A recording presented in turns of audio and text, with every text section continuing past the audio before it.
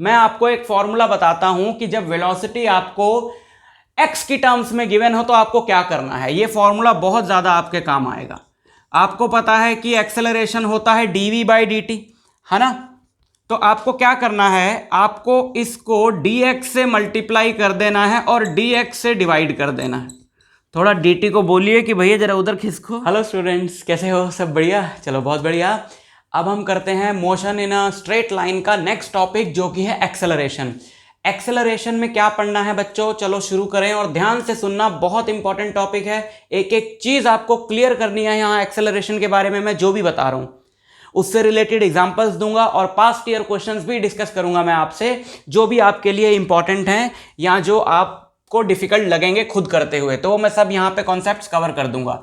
Acceleration क्या होती है बच्चों, अगर हम इसको डिफाइन करें, सो it is the rate of change of velocity, rate of change of velocity. But इससे बहुत सारे बच्चों को कोई ज़्यादा अच्छे से बात नहीं समझ में आती। Rate of change of velocity का क्या मतलब है, ध्यान से सुनो। अगर एक बॉडी इस तरीके से चलती हुई जा रही है कि टाइम के साथ उसकी वेलोसिटी चेंज हो रही है ना, कि टाइम के साथ उसकी वेलोसिटी बदल रही है, इस तरीके से बॉडी चलती हुई जा रही है। अब देखो, जब किसी बॉडी की वेलोसिटी बदलेगी तो ये दो तरीके से बदल सकती है। या तो बिल्कुल ही रैंडमली बदले कि कभी तेज हो जाए, कभी स्लो हो जाए, कभी अचानक तेज हो जाए। अब देखो, रोड पे कोई कार चलती हुई जा रही हो, अचानक उसको रोड खाली मिले तो वो स्पीड बढ़ाएगी, और फिर सामने देखे सिग्नल आ गया तो एकदम से ब्रेक मारेगा और एकदम से ट्रर ची करके गाड़ी रुक जाएगी, है ना। उसके बाद ग्रीन सिग्नल हो गया, फिर उसने चलाई, आगे ट्रैफिक मिला, फिर स्लो करी, फिर जो है उसको रोड खाली मिली, फिर उसने फास्ट करी। अब यहां पे क्या हो रहा है कि बिल्कुल रैंडमली बॉडी की जो वेलोसिटी है चेंज हो रही है, कभी स्लो हो जाती है, कभी फास्ट हो जाती है, कभी ज्यादा तेजी से स्लो हो रही है, कभी धीरे धीरे स्लो हो रही है ना, इस तरीके से। तो अगर वहां पर हमसे कोई पूछे कि बताओ पर सेकंड कितनी वेलोसिटी इसकी बढ़ी या घटी, तो आप क्या जवाब दे पाओगे कि एक सेकंड में कार की कितनी वेलोसिटी बढ़ी? आप अलग अलग पॉइंट से बोलोगे कि भैया जब रोड खाली थी तो एक सेकंड में कार की इतनी वेलोसिटी बढ़ रही थी, उसके बाद सिग्नल आ गया तो अचानक कम करनी पड़ी, उसके बाद इतनी तेजी से कार वेलोसिटी बढ़ा नहीं पाई क्योंकि आगे ट्रैफिक था तो कार ने धीरे धीरे वेलोसिटी बढ़ाई, है ना। तो ये जो आप बता रहे हो बच्चों हर एक स्ट्रेच के लिए कि पर सेकंड बॉडी की वेलोसिटी कितनी चेंज हुई, यही क्या है, कहलाता है rate of change of velocity. कि वेलोसिटी के बढ़ने का रेट क्या है, मतलब एक सेकंड में, एक पर्टिकुलर टाइम में बॉडी की वेलोसिटी कितनी बढ़ेगी, दैट इज कॉल्ड एक्सेलरेशन। ठीक है। अब जैसे मान लो कि जैसे बॉडी ए से बी तक गई, अब यहां पर बॉडी की वेलोसिटी है 10 मीटर पर सेकंड, और यहां पर बॉडी की वेलोसिटी होगी सपोज 40 मीटर पर सेकंड, और यहां से यहां तक जाने में बॉडी को 5 सेकंड लगे, मान लो। ठीक, ए से बी तक बॉडी को जाने में 5 सेकंड लगे। अब क्या है कि हमें सिर्फ ये बताया गया है कि ए पे 10 मीटर पर सेकंड थी, बी पे 40 मीटर पर सेकंड थी। अब क्या ये 10 से लेकर 40 तक एक फिक्स्ड रेट से बढ़ी है कि हर सेकंड इतनी ही बढ़े, कि हर सेकंड 2 मीटर पर सेकंड बढ़ी, या हर सेकंड 3 मीटर पर सेकंड बढ़ी, या फिर ये ए से बी तक जाते हुए बहुत रैंडमली बढ़ी है कि मान लो यहां तक रोड खाली मिल गई तो यहां से भगाते हुए गाड़ी लाया और यहां तक आते आते इसने क्या कर दिया, यहां तक आते आते मान लो इसकी स्पीड हो गई 30 मीटर पर सेकंड, क्योंकि रोड खाली थी, खूब भगा ली, है ना। ये पहले 3 सेकंड में, और पहले 3 सेकंड में 30 मीटर पर सेकंड बढ़ गई, लेकिन अगले 2 सेकंड में केवल 10 मीटर पर सेकंड बढ़ सकी क्योंकि थोड़ा ट्रैफिक मिल गया इसको यहां पे, है ना। ऐसा कुछ हो सकता है ना। हमें बीच का कोई डेटा नहीं गिवन, हमें सिर्फ ये पता है कि ए पे इतनी थी, बी पे इतनी थी। तो हम क्या निकालते हैं इस केस में, एक्सेलरेशन भी 2 तरीके की होती है बच्चों, जैसे आपको वेलोसिटी और स्पीड में बताया था, एक्सेलरेशन भी 2 तरीके की होती है। One is called average acceleration. Average acceleration क्या है कि आपको पता है ए पे इतनी वेलोसिटी है, बी पे इतनी है, बीच का कोई आइडिया नहीं है, तो आप ऑन एन एवरेज इस पूरे स्ट्रेच के लिए निकाल सकते हो एवरेज एक्सेलरेशन, कि अगर वेलोसिटी चेंज होती है 10 to 40, यानी कि चेंज कितना आया 30 मीटर पर सेकंड ना, 40 - 10 कितना चेंज आया 30 मीटर पर सेकंड, और कितनी देर में आया 5 सेकंड में। तो आप ऑन एन एवरेज निकाल सकते हो कि कितना चेंज आया 40 - 10 और कितने टाइम में आया 5 सेकंड में। तो आप ऑन एन एवरेज निकाल सकते हो 40 - 10 30/5 6 मीटर पर सेकंड।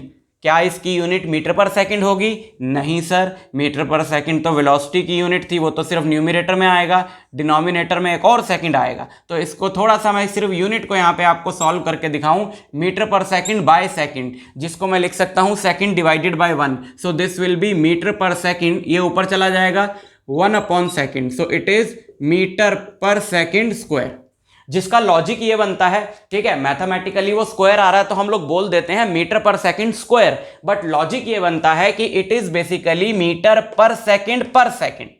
एक्सेलरेशन आपको ये बताता है कि 1 सेकंड में बॉडी की वेलोसिटी कितनी बढ़ी। अब यहां पे हमारे पास क्या आ गया, 6 meter per second square, which is called 6 meter per second,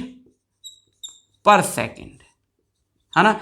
6 meter per second को 6 मीटर पर सेकंड स्क्वायर बोल सकते हैं, जिसका मतलब है कि 6 मीटर पर सेकंड इसकी वेलोसिटी बढ़ी पर सेकंड। 1 सेकंड में ऑन एन एवरेज इसकी वेलोसिटी 6 मीटर पर सेकंड बढ़ी। ऑन एन एवरेज इसलिए क्योंकि हमें थोड़ी पता बीच में क्या हुआ, हमें सीधा ये डेटा दे दिया कि 5 सेकंड में इसकी वेलोसिटी 10 मीटर पर सेकंड से 40 मीटर पर सेकंड हो गई, यानी 5 सेकंड में इसकी वेलोसिटी 30 मीटर पर सेकंड बढ़ गई।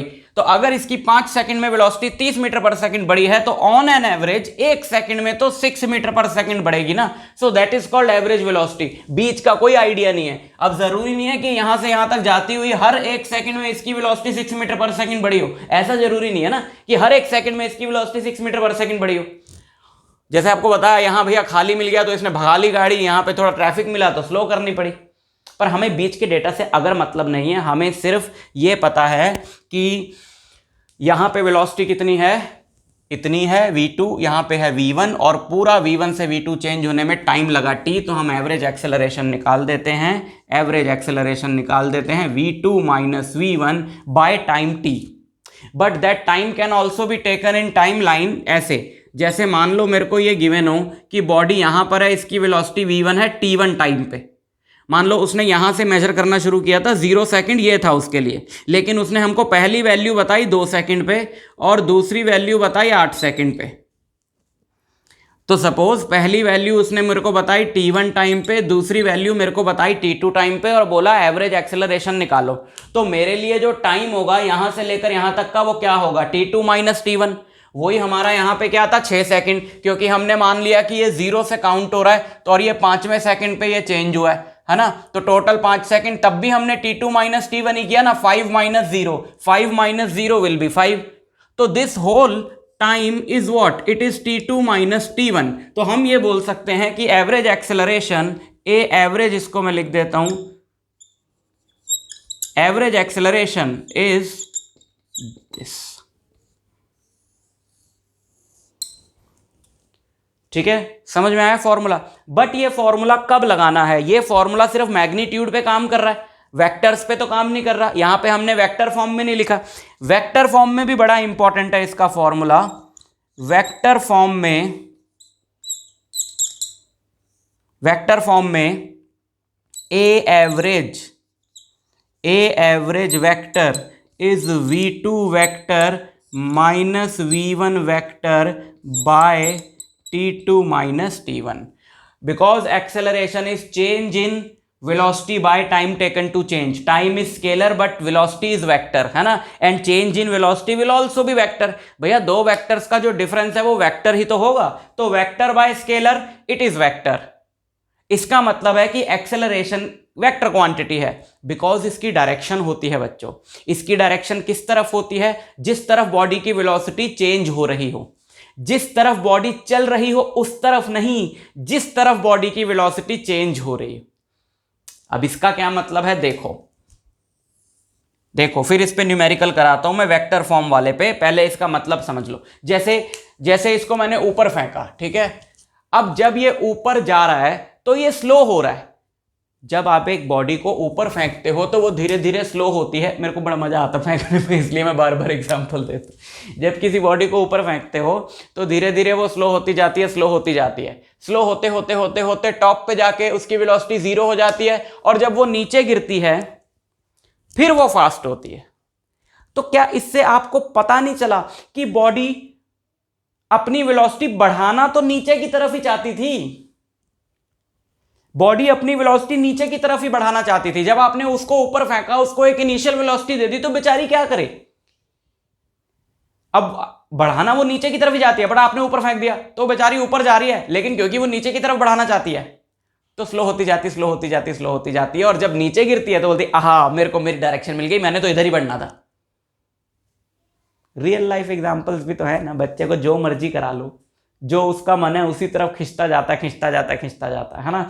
बच्चा कह रहा है कि मेरे को पेंटर बनना है, हम कह रहे हैं पढ़ाई कर, तो सुस्त से पढ़ाई करेगा, क्योंकि इसकी डायरेक्शन वो नहीं है बढ़ने की, इसकी बढ़ने की डायरेक्शन वो है, तो बड़े सुस्त मन से पढ़ाई करेगा। लेकिन फिर उसको जब पेंटिंग करने का मौका मिलता है, एकदम जोश आ जाता है उसके, क्योंकि उसकी डायरेक्शन वो है। तो अगर आप उल्टी डायरेक्शन में उसको फेंकोगे, बहुत सारे बच्चों को उल्टी डायरेक्शन में फेंका जा रहा है, पढ़ाई में फेंका जा रहा है ना। आप में से काफ़ी सारे बच्चे डोंट माइंड, लेकिन मजबूरी में भी पढ़ रहे होंगे, उसमें आपकी गलती नहीं है बच्चों, उसमें सोसाइटी की गलती है, पेरेंट्स की गलती है, प्रेशर की गलती है।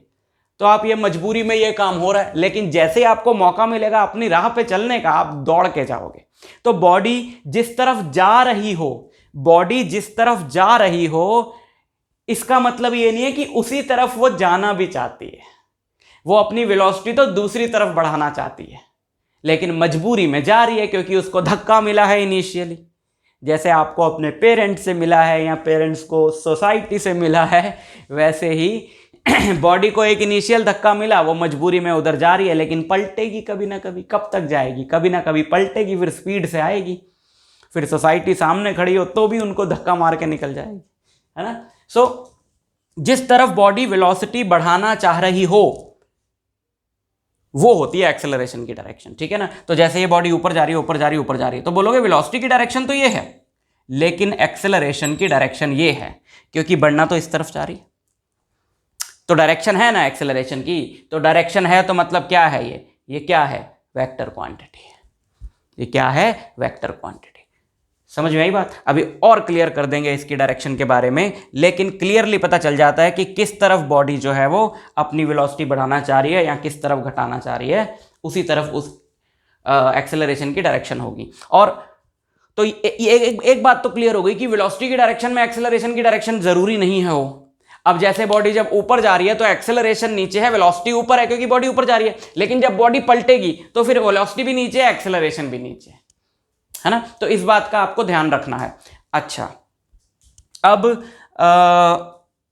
इस पे क्वेश्चन मैं आपको करा दूं कि जैसे बॉडी सपोज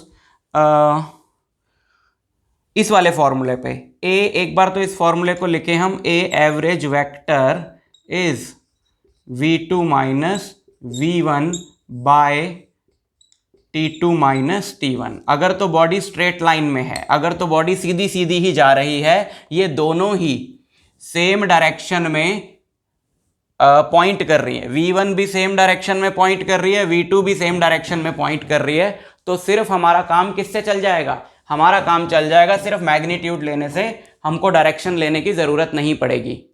लेकिन अगर v1 किसी और तरफ है, v2 किसी और तरफ है, सपोज v1 इधर है ना, फिर बॉडी यहां से जाती हुई जाती हुई जाती हुई घूम फिर के इधर आ गई, तो v2 इधर होगा, या फिर यहां पे ले लो, यहां पे तो v2 इधर होगा, है ना। इस वक्त तो बॉडी की डायरेक्शन ये है ना, इस वक्त ये, और यहां से लेकर यहां तक पूरा टाइम t लगा। तो ऐसे केस में मतलब when the motion is not a straight line, वैसे तो ये चैप्टर स्ट्रेट लाइन मोशन का है, बट मैं तो थोड़ी तुमको और भी आगे की कहानी बताता हुआ चल रहा हूं ताकि बाद में दिक्कत ना आए। When the motion is not straight line, क्योंकि एक्सेलरेशन फिर हम उस टाइम पे दोबारा तो पढ़ेंगे नहीं, तो यहीं पर उसके सारे कॉन्सेप्ट हम खत्म करें। So when the motion is not straight line, तो आप ये वाला फॉर्मूला नहीं लगा सकते डायरेक्ट, ये वाला बिना वेक्टर फॉर्म के आप फॉर्मूला नहीं लगा सकते जब मोशन स्ट्रेट लाइन नहीं है, तो फिर आपको यही लगाना पड़ेगा, ये एवरेज वेलोसिटी निकालते हुए। तो ये क्लियरली आपको वेक्टर फॉर्म में पता होना चाहिए, ये क्लियरली आपको वेक्टर फॉर्म में पता होना चाहिए। तो वो आप यहां पे रख दोगे, और यहां से लेकर यहां तक का जो टाइम लगा है वो आप नीचे रख दोगे, तो एवरेज वेलोसिटी आपको मिल जाएगा वेक्टर फॉर्म में, एवरेज वेलोसिटी वेक्टर आपको मिल जाएगा। अब दिखाता हूं इसका क्वेश्चन करके। सो बच्चों क्वेश्चन है, a particle's velocity changes from this to this 2i cap plus 3j cap metre per second to 2i cap minus 3j cap metre per second in 2 seconds the acceleration in metre per second square is. Now this is given in vector form, तो यहां पे हमको acceleration भी किस में निकालनी पड़ेगी, vector form में। ठीक है, एक्सेलरेशन किस में निकालनी पड़ेगी, वेक्टर फॉर्म में। अच्छा, तो ये देखो v2 क्या हो गया, बाद वाली acceleration, this is v2, 2i cap minus 3j cap minus v1 पहले वाली acceleration, 2i cap plus 3j cap, है ना, डिवाइडेड बाय टाइम। टाइम कितना है, इन 2 seconds। जब आपको सिर्फ एक ही टाइम दिया हो तो आप इस चीज को लेकर कंफ्यूज मत होना कि वो t2 है या t1 है, वो पूरा t होता है, यानी t2 माइनस t1 होता है। इन 2 seconds मतलब कि स्टार्टिंग 0 से 2 सेकेंड, मतलब हमने उसको ऑब्जर्व करना शुरू किया तब से लेकर 2 सेकेंड में, यानी कि आप हमेशा ये वाला जो टाइम गिवन रहेगा, अगर एक ही टाइम गिवन है तो आप चाहो तो उसको t2 ले सकते हो और फिर t1 को 0 लो, या आप पूरे t2 माइनस t1 को वही टाइम ले सकते हो। So this acceleration vector is 2i cap minus 3j cap minus 2i cap minus 3j cap divided by 2। ठीक है, इससे ये कैंसिल हो गया, so minus 6j cap by 2 which is minus 3j cap metre per second square. So this is the answer, answer D. ठीक, समझ में आई बात। सो ये एक्सेलरेशन होती है बच्चों कि किसी पर्टिकुलर टाइम में अगर हम देखें तो बॉडी का rate of change of velocity क्या है, कि कितनी गति से, कितने रेट से बॉडी की वेलोसिटी चेंज हो रही है। अगर तो हमें एक पूरे इंटरवल के लिए बस इनिशियल और फाइनल दी हो, इनिशियल और फाइनल वेलोसिटी किसको बोलते हैं, जो v1 और v2 है हमारा, v1 को इनिशियल बोलते हैं, v2 को फाइनल बोलते हैं। बच्चे इन वर्ड्स को लेकर बड़ा कंफ्यूज्ड होते हैं। इनिशियल का मतलब उनको लगता है बिल्कुल शुरू में, और फाइनल का मतलब लगता है बिल्कुल अंत में। नहीं, जब हमने बॉडी को ऑब्जर्व करना शुरू किया, मान लो बॉडी हमारी पीछे से कहीं से चलती हुई आ रही है और यहां आगे भी चलती हुई जाएगी, बट हमने उसको ऑब्जर्व किया, हमने आपको जो डेटा दिया वो बताया कि इस पर्टिकुलर पॉइंट पे उसकी वेलोसिटी v2 है और इस पर्टिकुलर पॉइंट पे v1 है। पहले से कहीं से चलती हुई आ रही थी, आगे भी चलती हुई जाएगी, बट उस केस में फिर ये हमारे लिए क्या हो जाती है, इनिशियल वेलोसिटी, और ये हमारे लिए क्या हो जाती है, फाइनल वेलोसिटी। ठीक है, बुक्स में इसी को u से डिनोट किया गया है और इसी को v से डिनोट किया गया है। तो इनिशियल और फाइनल का ये मतलब होता है कि जितने स्ट्रेच के बारे में बात हुई है, उसके इनिशियल पॉइंट पे जो वेलोसिटी है, उसके फर्स्ट पॉइंट पे जो वेलोसिटी है, एक एंड पे जो वेलोसिटी है वो इनिशियल वेलोसिटी है, और दूसरे एंड पे जो वेलोसिटी है फाइनल वेलोसिटी है। फाइनल का मतलब ये नहीं कि बॉडी के साथ फाइनल यही काम हो रहा है, ये फाइनल है, इसके बाद कुछ नहीं होगा। क्योंकि मेरे से पूछते हैं स्टूडेंट कि सर आगे भी तो जाएगी, अरे भैया जाएगी, और पीछे से भी आ रही है, बट जितने स्ट्रेच की बात हो रही है उस पर हम लोग फोकस करेंगे। उसी के एक एंड पे शुरू में जो वेलोसिटी है उसको बोलेंगे इनिशियल, और जहां तक ऑब्जर्व किया आखिर में जो वेलोसिटी है उसको बोलेंगे फाइनल वेलोसिटी, जो हमारे फॉर्मूले में v2 और v1 है, फाइनल और इनिशियल। समझ में आई बात। अच्छा, अब एक चीज का ध्यान रखना, साइन कन्वेंशंस। साइन कन्वेंशंस की बात करता हूं कि कब एक्सेलरेशन को पॉजिटिव लेना है, कब नेगेटिव लेना है, ये बड़ी कंफ्यूजन रहती है बच्चों को। इसको दूर कर देते हैं और ये भी बताते हैं आपको साथ में कि रिटार्डेशन क्या होती है। पता ही होगा आप में से काफ़ी बच्चों को कि रिटार्डेशन क्या होती है, बट बताना मेरा फर्ज है। सो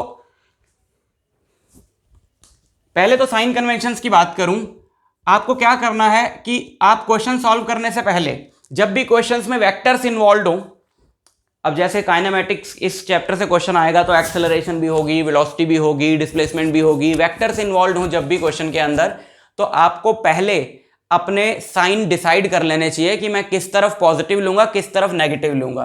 ठीक, तो क्योंकि ये तो मोशन इन वन डायमेंशन की बात हो रही है, तो मैं सिर्फ एक्स एक्सिस की यहां पे बात करूंगा। 2D वाले में तो आपको मैं दोनों बता दूंगा। इस तरफ जो भी वेक्टर डायरेक्टेड है हम उसे पॉजिटिव लेने वाले हैं, इस तरफ जो भी डायरेक्टेड है उसको नेगेटिव लेने वाले हैं। अगर आप में से कोई बोलता है कि नहीं मेरे को ये डायरेक्शन ही पसंद नहीं है, मैं तो इधर वाले को पॉजिटिव लूंगा और इधर वाले को नेगेटिव लूंगा, वो भी ठीक है, बट पहले एक डिसाइड कर लो पक्का, फिर उसको बदलना नहीं पूरे क्वेश्चन में। और मैं स्टूडेंट्स को रेकमेंड करता हूं कि ऐसे डिसाइड करो, यहां पे कहीं पे ओरिजिन है, इस तरफ वाली डायरेक्शन पॉजिटिव, इस तरफ वाली नेगेटिव, क्योंकि बचपन से ऐसे ही पढ़ते आए हो। एक्स एक्सिस में यही तो पढ़ते हो, इधर वाले को पॉजिटिव लेते हो, इधर वाले को नेगेटिव लेते हो, है ना। तो ऐसे मान लो। और अगर आपका वर्टिकल मोशन का क्वेश्चन है, अगर आपका वर्टिकल मोशन का क्वेश्चन है तो ऊपर वाली डायरेक्शन को पॉजिटिव, नीचे वाली को नेगेटिव मान लो, क्योंकि हम लोग वाई एक्सिस में ऐसे ही पढ़ते आए हैं, है ना। और जब 2D में हमारा चैप्टर आएगा मोशन इन अ प्लेन, तो यार इन दोनों को मिला देना, फिर क्या दिक्कत है। एक्स वालों को इधर पॉजिटिव लेना, इधर नेगेटिव लेना, वाई वालों को इधर पॉजिटिव लेना, इधर नेगेटिव लेना, ठीक है। अब मान लो एक मैं आपको केस 1 बताता हूं। केस 1 इस तरीके का है कि जैसे ये कार है, ये रोड पे जा रही है। अब हवा में तो जाएगी नहीं कार, रोड पे जाएगी, लिमोजिन सी बन गई है। तो ये कार जा रही है रोड पे इस तरफ, और इस डायरेक्शन में ये अपना v इंक्रीज कर रही है।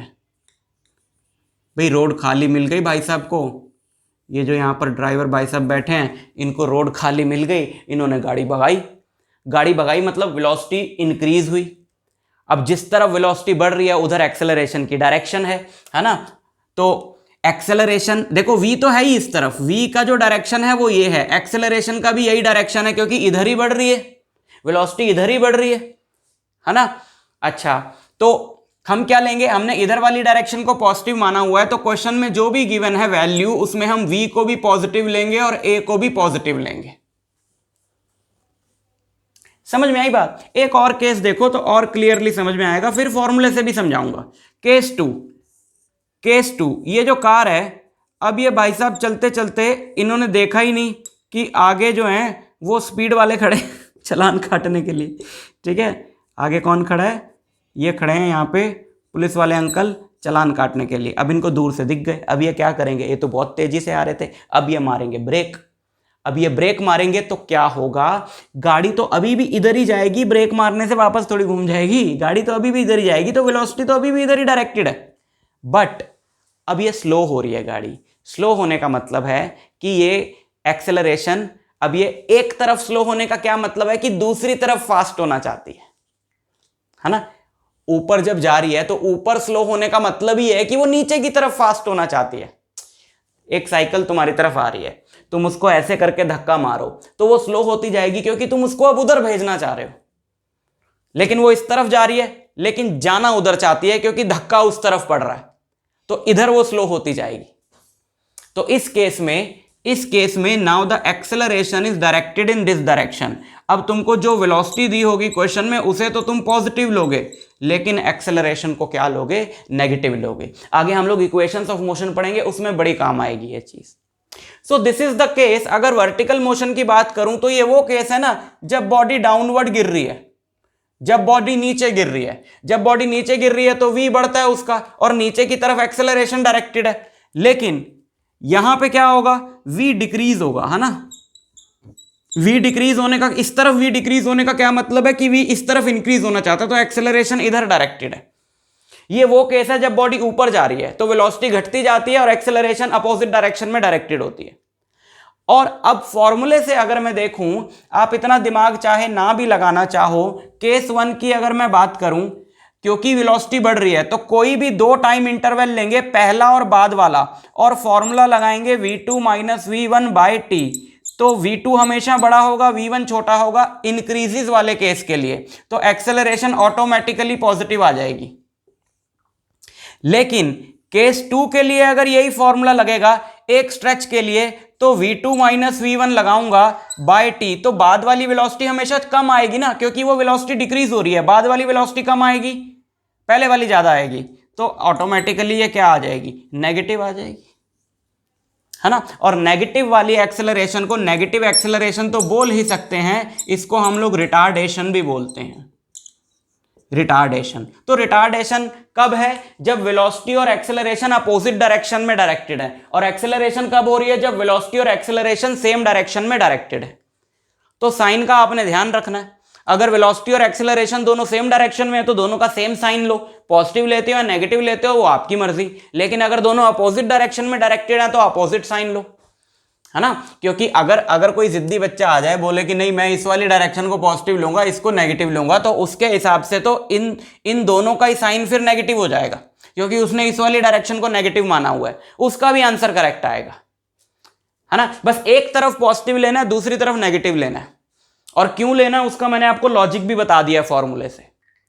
समझ में आई बात? तो इस तरीके से आपको काम करना है और ये नोटेशंस, ये साइन कन्वेंशंस खूब काम आएंगी जब हम लोग इक्वेशंस ऑफ मोशन पढ़ेंगे। अब हम लोग बात करते हैं दूसरे टाइप की एक्सेलरेशन के बारे में, विच इज कॉल्ड इंस्टेंटेनियस एक्सेलरेशन। ठीक है बच्चों, तो सेकंड टाइप की एक्सेलरेशन है इंस्टेंटेनियस एक्सेलरेशन। इंस्टेंटेनियस एक्सेलरेशन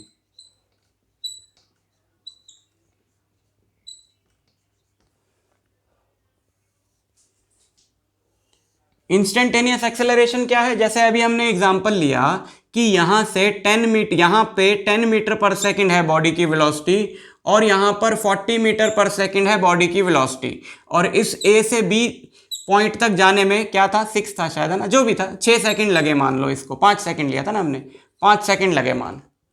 ठीक, तो बीच में वेलोसिटी कैसे चेंज हुई, किस रेट से चेंज हुई, कभी ज्यादा चेंज हुई कभी कम चेंज हुई, उसमें हम नहीं पढ़े।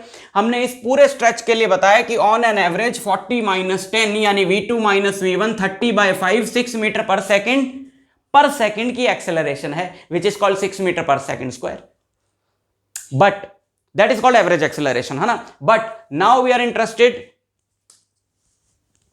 इन दिस थिंग कि एक पर्टिकुलर पॉइंट पे, यहां पे या यहां पे या यहां पे, सिर्फ इस जगह पर बताओ rate of change of velocity क्या था, यानी कि एक्सेलरेशन, है ना, एक पर्टिकुलर जगह पे, एवरेज नहीं बताना।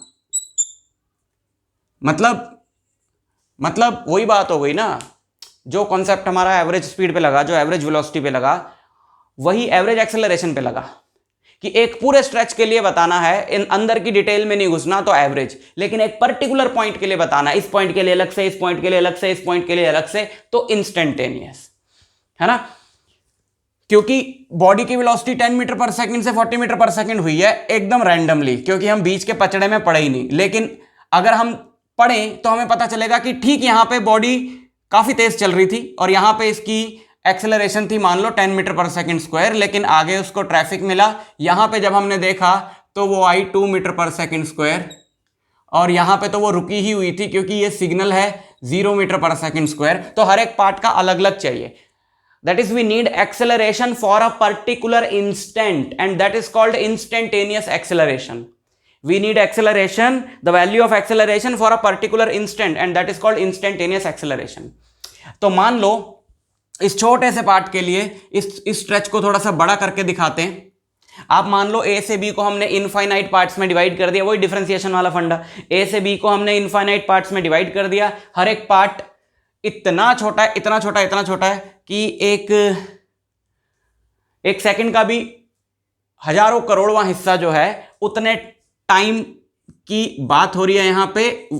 मतलब ये जो हमने पॉइंट लिया, ये इसी पॉइंट को हमने जब बहुत लाखों करोड़ों गुना मैग्नीफाई किया तो इतना बड़ा दिखा, और ये जो टाइम है ये इतना छोटा है ना, पार्ट इतना छोटा है, तो ये जो टाइम होगा, जितने टाइम के लिए ये पार्ट होगा, वो टाइम होगा very small and that time is dt। और इतने से पार्ट में जो वेलोसिटी चेंज हुआ है वो है dv, क्योंकि बहुत छोटा सा वेलोसिटी चेंज हुआ होगा, ना के बराबर बिल्कुल।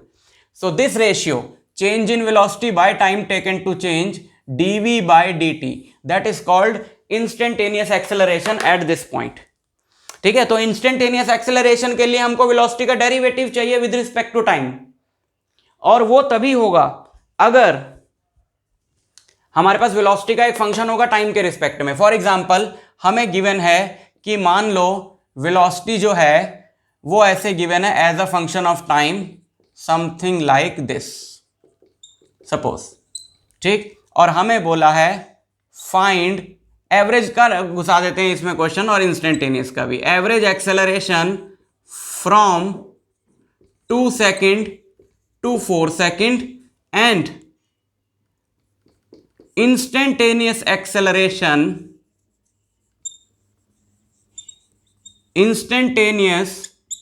acceleration at t equal to 3 second suppose. समझ में आया आपको क्वेश्चन कि एवरेज एक्सेलरेशन यहां पर वेलोसिटी दे रखी है कि टाइम के साथ ऐसे चेंज होती है, तो एवरेज एक्सेलरेशन निकालो 2 सेकंड से 4 सेकंड तक, और दूसरा पार्ट है इंस्टेंटेनियस एक्सेलरेशन निकालो एग्जैक्ट 3 सेकंड पे, तो देखो पहला part average acceleration, average acceleration का फॉर्मूला क्या है, v2 minus v1 by t2 minus t1। v2 क्या होगा, v2 होगा आपका, ये रहा ना वेलोसिटी का इक्वेशन, v2 मतलब पहले v1 निकालो, v1 मतलब 2 सेकंड पे वेलोसिटी कितनी है, तो यहां पे आप t की जगह क्या पुट कर दो, यहां पे आप t की जगह पुट कर दो 2,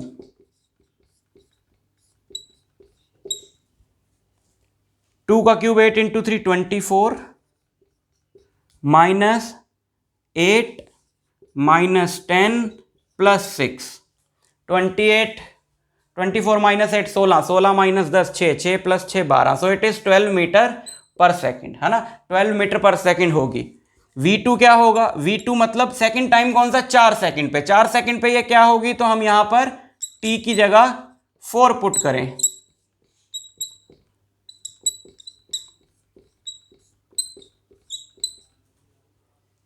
4 का क्यूब 64, है ना, सही बोला, सही बोला, 64 into 3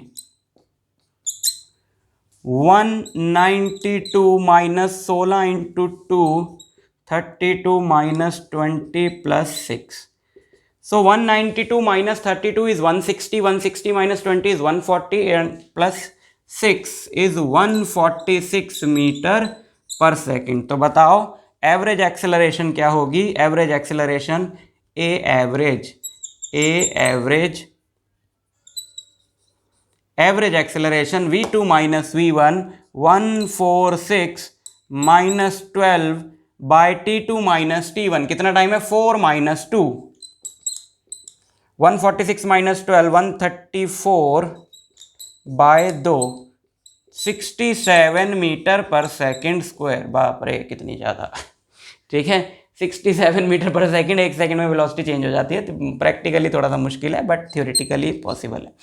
instantaneous acceleration at t equal to 3 second, instantaneous acceleration के लिए we need dv by dt, instantaneous acceleration के लिए हमें क्या चाहिए, dv बाई dt, ये राजी, इसको डिफ्रेंशिएट करो, 3 into 3 9t square minus 4t minus 5, और कितने पे चाहिए, ये हमारा आ गया फंक्शन at, मतलब acceleration at any instant t, हमें कितने पे चाहिए एक्सेलरेशन, 3 सेकंड पे, तो यहाँ पे 3 डालो, t की जगह 3 डालो, 9 इंटू 3 का square minus 4 into 3 minus 5, 9 into 9 81 minus 12 minus 5, 81 minus 12 69 minus 5 64 meter per second square, ठीक, 3 सेकंड पे एक्सेलरेशन कितनी थी, 64 मीटर पर सेकंड स्क्वायर।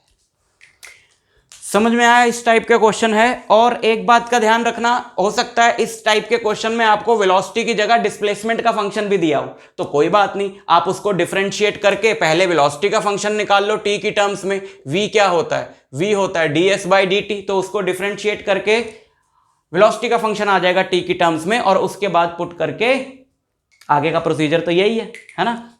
एक क्वेश्चन करते हैं नीट का पास्ट ईयर क्वेश्चन एक्सेलरेशन पे बेस्ड। सो क्वेश्चन है बच्चों, a particle of unit mass undergoes one dimensional motion such that its velocity varies according to vx equal to beta x to the power -2n, where beta and n are constants and x is the position of the particle, x is the position.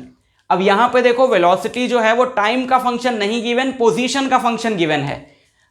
भाई अगर velocity जो है आपको time का function given हो, अभी पीछे आपको क्वेश्चन कराया, तो एक्सेलरेशन निकालने में कोई दिक्कत नहीं आती, dv बाई dt होता है इसका डेरिवेटिव, वही एक्सेलरेशन है ना। Velocity given as a function of time, differentiate कर दो एक्सेलरेशन आ जाएगी। बट यहां पर velocity is given as a function of x, position, not time, और क्या बोला है, the acceleration of the particle as a function of x, तो एक्सेलरेशन भी पार्टिकल की x की टर्म्स में ही निकालनी है।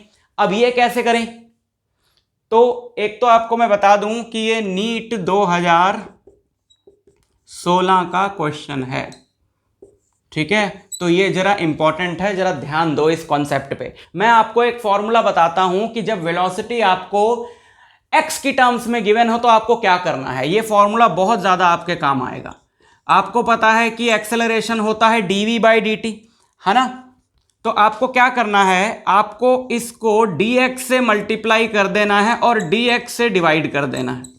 थोड़ा dt को बोलिए कि भैया जरा उधर खिसको, dt उधर खिसक गया, dx से डिवाइड किया, dx से मल्टीप्लाई किया, कर सकते हैं ना, एक ही चीज से मल्टीप्लाई डिवाइड करो, कोई दिक्कत नहीं। dx/dt क्या होगा, dx/dt होता है वेलोसिटी, dx/dt तो वेलोसिटी होता है ना, डिस्प्लेसमेंट का derivative with respect to time.